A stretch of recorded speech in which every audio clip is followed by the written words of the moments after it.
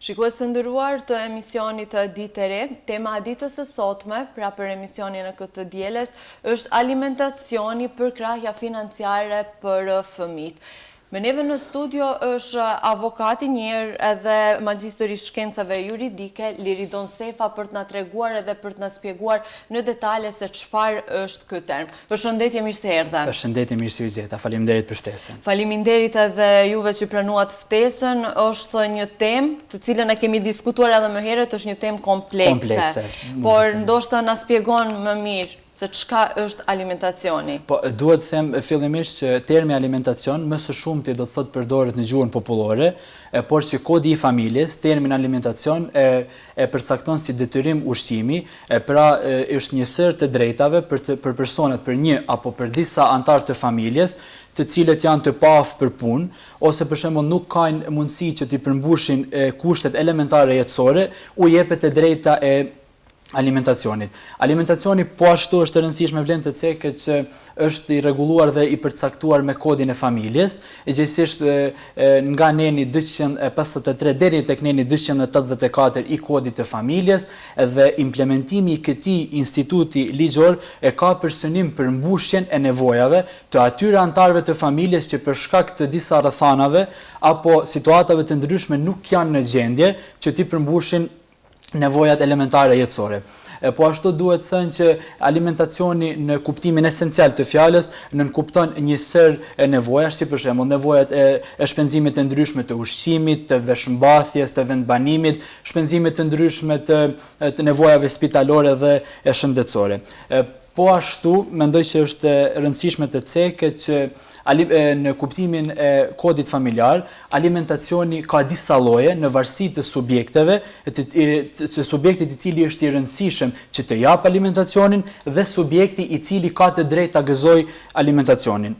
Pikërisht në bazë të këtij imperativi ligjor, kemi alimentacionin e fëmijëve, prindërve dhe familjarëve të tjerë, alimentacionin e bashkëshortit martesor dhe jashtëmartesor dhe alimentacionin e nënës së fëmijët.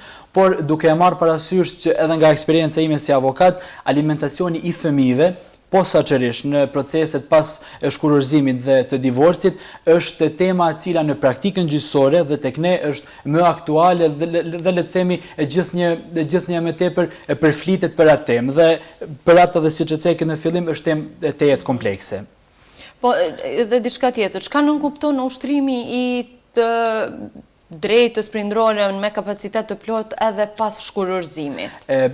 Fillimisht duhet thënë që ushtrimi i të drejtës prindrore me kapacitet të plot dhe pas shkurorzimit duhet të përgjigjemi në pyetjen që nënkupton do të thotë të drejtën dhe obligimin e prindërve që të kujdesin për personalitetin e fëmijëve të tyre, për interesat dhe të drejtat e tyre. Do të thotë çdo prindër ka të obligueshme që të rrisë, të edukojë, të përfaqësojë dhe të mirëmbajë fëmijën. Mirë po, në disa raste e të themi komplekse dhe në disa raste të caktuara, ky obligim, do të thotë ushtrimi i të drejtës prindrore me kapacitet të plot pas shkurorzimit i dedikohet njërit për prindër dhe kjo ndodh ose me vendimin e gjykatës përkatëse në formën e prerë ose ndodh me marrëveshjen ndërmjet të dy prindërve, por pa marrë parasysh a është vendim gjykate apo është marrëveshje ndërmjet prindërve, gjithmonë fokusi duhet të jetë tek interesi më i mirë i fëmijëve, sepse në disa raste në praktik ndodh që të ketë marrëveshje ndërmjet prindërve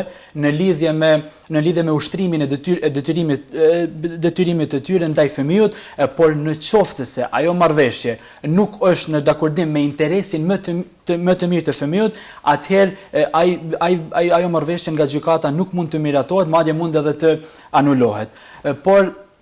Po ashtu duhet të ndërlidhem që ushtrimi i të drejtës prindërore me kapacitet të plot, kur një prind e ushtron këtë drejtë me kapacitet të plot, nuk nënkuptohet që prindi tjetër nuk ka detyrime dhe obligime ndaj fëmijët.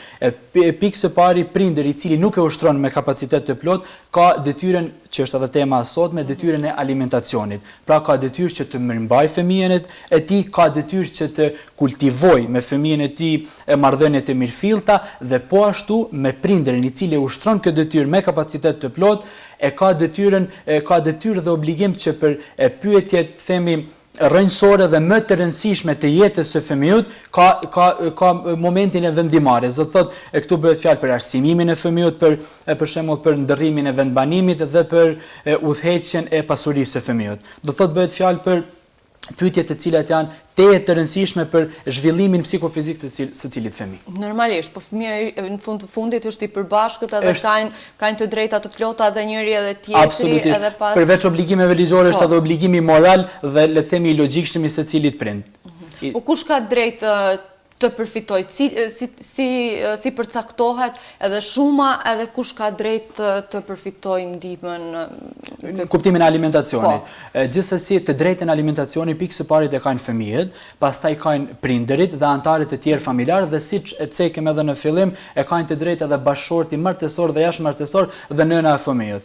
Por do thotë në lidhje me përcaktimin e alimentacionit, ajo cili është kriteri kryesor është në njërin anë e mundësitë reale, ekonomike dhe financiare të personit, gjithsesi të prindit, në rastin konkret për shembull të prindit, i cili e ushtron i cili është i detyrueshëm që të përmbush alimentacionin dhe në anën tjetër nevojat e personit i cili ka të drejtë të gëzojë alimentacionin. Pra, në praktik,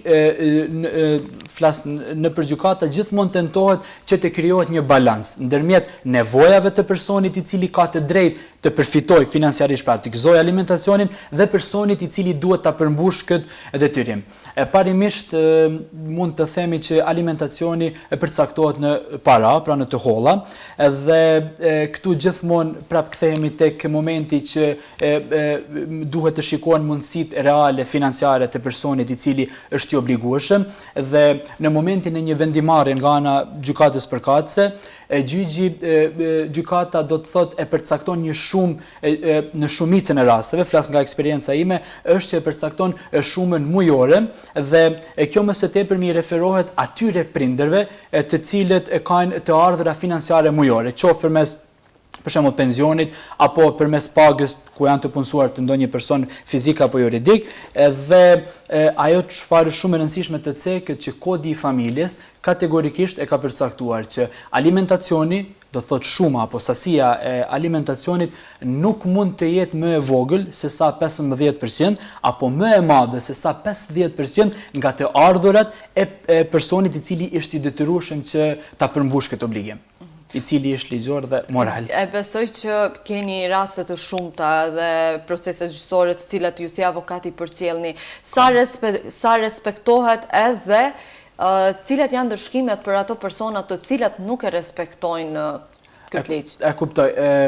Nuk mund të themi që 100% respektohet ose në anën tjetër 100% nuk respektohet, sepse sa i përket alimentacionit do të thotë situatat janë nga më të ndryshmet. Do të thotë por secili rast është individual dhe është shumë e vështirë që të japim një përgjigje konkrete. Por është e vërtetë që ka do të thotë raste ku prindërit apo ai i cili duhet të përmbush detyrimin e alimentacionit e tenton që mënyra të ndryshme të devijojë pra nga ky obligim, gjë që nuk është e pëlqyeshme por ndodh, por që në rastet kur nuk respektohet alimentacioni, kodi penal i Malit të Zi e ka përcaktuar si vepër penale mosdhënien e alimentacionit në nenin 221. Pra personi i cili ose qoftë me vendim të gjykatës në formën e prerë, qoftë me një marrëveshje e cila është arritur pranë gjyqit, ose ndonjë organi kompetent me prindin tjetër apo me antarin tjetër të familjes, nuk e përmbush obligimin e alimentacionit, kodi penal me nenin e cekur e ka parashikuar do të thotë dënimin me burg deri në 2 vite ose dënim me para. Do të thotë ka masa të përcaktuara ligjore në rastin e mos respektimit të përmbushjes së këtij obligimit që është alimentacioni. Po mirë, cila është mënyra më shpesh të cilët njëri prind, ai i cili duhet të paguajë alimentacionin në këtë rast, mundohet të devijojë të mashtrojë? Për shembull, ajo që është më evidente është në disa raste konkrete kur për shembull prindi nuk i tregon apo nuk i përfaqëson të ardhurat financiare reale që i ka dhe mundohet në mënyra të ndryshme, qoftë para se vjen deri tek një proces gjyqësor, madje edhe kur vjen deri tek proceset gjyqësore që në mënyra të ndryshme ndryshme të anashkaloj apo devijoj dhe madje të tentoj që mos t'i tregoj të ardhurat financiare vetëm me qëllim që mos të vi deri tek përmbushja e cila është obligim ligjor, siç e cekëm. A mund të ndryshoj ndër vite pagesa, do të thotë përcaktohet për këtë vit kaq të ardhura do të fitoj fëmia, vitin tjetër, diçka tjetër ndryshon? Mund të ndodh, sepse do të thotë vjen deri tek ndryshimi, ashtu siç vjen deri tek ndryshimi i rrethanave jetësore, ashtu vjen edhe tek ndryshimi i sasisë së alimentacionit. Kjo gjithmonë do të thotë në kuadër të kodit familjar të malit të zi, ndodh me kërkesën e personit i cili e jep alimentacionin, që është i detyrueshëm ta jap, dhe me kërkesën e personit i cili ka drejt ta gëzojë alimentacionin. Pra, për shembull, mund të marrim një rast konkret ku ndodh që në momentin e vendimit të gjykatës, foshnja për shembull ka qenë disa muajshe, dhe nevojat e asaj foshnje janë më të vogla në krahasim me nevojat kur për shembull kalon një periudhë kohore dhe në atë rast rritet edhe nevojat e atij fëmijët. Kështu që personi i cili e gëzon alimentacionin ka të drejtë pranë gjykatës të parashtrojë kërkesën për ndryshimin e sasisë, gjithsesi në këtë rast ka drejt ta zmadhojë. Por kemi edhe raste kur për shembull mund të zvoglohet dhe mund të shkojnë edhe deri tek anulimi i sasisë, gjithsesi shifrës së alimentacionit kur flasim në aspektin e të hollave. Për shembull, ndodh që personi i cili deri në një moment të caktuar e ka gëzuar të drejtën e alimentacionit, arrin të ardhura financiare, arrin kushtet jetësore dhe humbet të themi ai esencialiteti i alimentacionit dhe është e domosdoshme që të anulohet pasi që thënë thjesht nuk ka më nevojë për alimentacion. Do të thotë kemi raste edhe kur rritet, kur zvoglohet, madje edhe kur anulohet alimentacioni. Po deri kur është i obligueshëm prindi që të financoj fëmijën e vet? Prindi është i obligueshëm të financojë fëmijën e vet absolutisht, do të thotë pa kushtëzime deri në moshën madhore, do të thotë në moshën e mitur, është obligim, është imperativ ligjor, por që prindërit kanë edhe obligim të financojnë, le të themi të financojnë, të japin alimentacionin për fëmijën edhe pas moshës madhore. Kjo ndodh në rastet për shembull kur e kemi të bëjmë me studentët, kur fëmiu pas moshës madhore, do thotë pas moshës 18 vjeçare, është student dhe ndodhet pranë një universiteti arsimor apo institucioni të lartë arsimor, por ky nuk mund të shkojë më larg, do thotë më shumë se sa në moshën 26 vjeçare. Përveç këtij rasti, obligim i prindërve është që për fëmijët të cilët për shkak të sëmundjeve të ndryshme ose kufizimeve dhe aftësive psikofizike të cilët nuk janë në gjendje që të arrijnë të mira financiare për të përmbushur nevojat e veta personale të cilat i kemi cekur në fillim, ekziston, do të thotë, obligim i prindërve që këto fëmijë t'i mirëmbajnë derisa të ekzistojë ajo gjendje e tyre. Por kam dëshirë të ndërlidhem që do të thotë obligimi i prindërve ndaj fëmijëve të mitur është i pakushtëzuar dhe kur nuk mund të flasim nuk mund të themi që nuk e kanë këtë obligim për një apo tjetër rast. Kurse obligimi i prindërve për fëmijët në moshën madhore, kur flasim për studentët dhe për gjatë shkollimit të tyre, ky obligim i tyre ekziston sipas mundësive të tyre financiare. Do të thotë nuk është obligim imperativ siç është për fëmijët në moshën e mitur, por sipas mundësive të tyre financiare. Gjithsesi, ajo është edhe ndoshta edhe me dëshirë pak. Po, është pak me dëshirë, sepse secili prind duke e marrë parasysh edhe mentalitetin ton e ndjen edhe obligim moral edhe është edhe obligim ligjor, siç e cekëm më përpara, që të ndihmoj fëmijës së vet financiarisht gjatë kohës së studimeve. Po në rregull, a kanë të obligueshëm të pagojnë alimentacionin edhe ato prind të cilët nuk jetojnë në mal të zi apo nuk janë shtetas të malit të zi për fëmijët i cili gjendet në mal të zi? Absolutisht që po, sepse alimentacioni dhe esenca dhe thelbi i kuptimit të alimentacionit nuk ka të bëjë me shtetësinë apo me vendodhjen e njërit nga prindërit. Do të thotë alimentacioni është rrjedhoj dhe lind sipas marrëdhënieve familjare dhe nga martesa, qoftë edhe nga jashtë martesa. Do të thotë është marrëdhënie fëmijë-prind, prind-fëmijë apo me anëtarët e tjerë të familjes. Kështu që që fakti që njëri nga prindërit, i cili është i obligueshëm, qoftë me vendim gjykatës apo me marrëveshje, të jap alimentacionin, nuk luan absolutisht rol a ndodhet në vendin ku ndodhet fëmiu, apo personi të cilit ai duhet ta financojë në kuptimin e alimentacionit, apo ndodhet në ndonjë vend tjetër. Me një fjalë, shtetësia dhe vendndodhja nuk ndikojnë tek kuptimi i alimentacionit. Do të thotë për të drejtë kanë të gjithë. Të drejtë kanë të gjithë, pa marrë për kudo që ndodhen. Do të thotë edhe mund të lidhemi që është edhe logjike dhe është e pranueshme që pa marrë parasysh se ku ndodhet prindi apo personi tjetër i cili duhet jap alimentacionin, duhet ta jap pa marrë parasysh pra se ku ndodhet.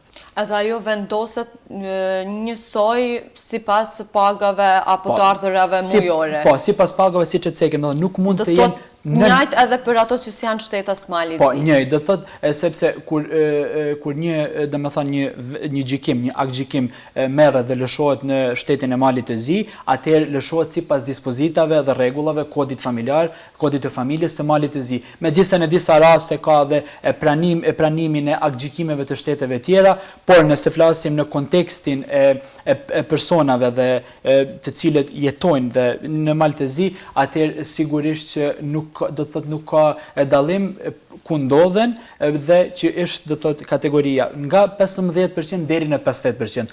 Nuk mund të jetë nën 15% dhe mbi 58%, sepse gjithmonë kam dëshirë ta ceki që në aspektin e alimentacionit nuk duhet gjithmonë të merren parasysh vetëm nevojat e personit i cili duhet ndihmuar financiarisht, por do thotë duhet të merren parasysh edhe nevojat e personit i cili e jep alimentacionin. Duhet të bëhet normalisht. Të dy anë duhet të arrihet një siç e cekëm më parë, një balans ndërmjet tyre. Po. Është temë e cila me orë të tëra po të flasim do kemi hapësirë të diskutojmë, besoj.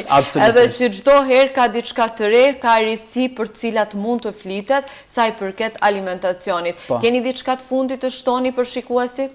Është e vërtetë që do thotë ka shumë hapësirë për që të flasim për alimentacionin, fillimisht sepse është një temë, siç e cekëm në fillim, është temë komplekse dhe secili rast individual ndryshon, do të thotë si në gjykat ashtu, sepse ka të bëj me jetën, pikës pari me jetën dhe me nevojat e fëmijëve. Kështu që atë çfarë kisha për thënë, mendoj se në përgjithësi i kemi cekur disa dhe i kemi përmbledhur ajo çfarë është më e rëndësishme.